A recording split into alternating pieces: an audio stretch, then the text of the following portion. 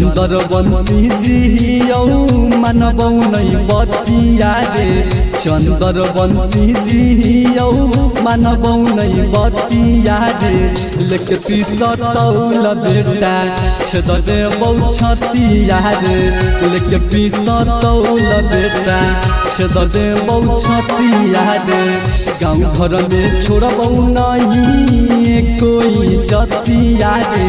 गाँव घर में छोड़बौ नहीं कोई जतिया रे लेके पिसतौल बेटा छेद देबौ छतिया रे लेके पिसतौल बेटा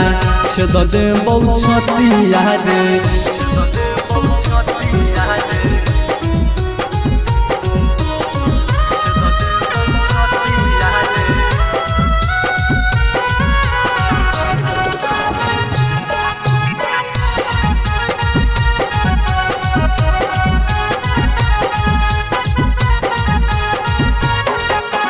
बोलतौ नहीं रे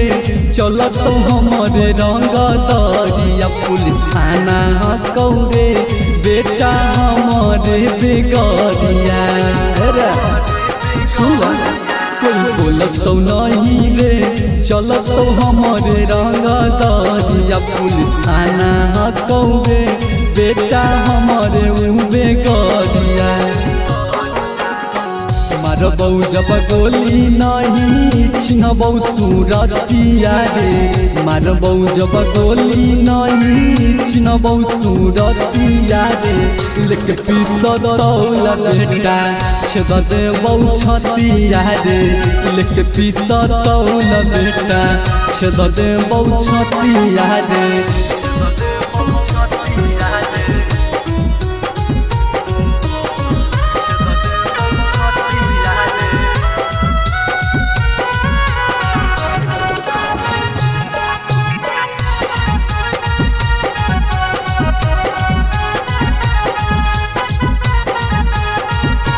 कागुआजिया करतौ रे बेटा सगरो कराई जहिया सनक जैतौ रे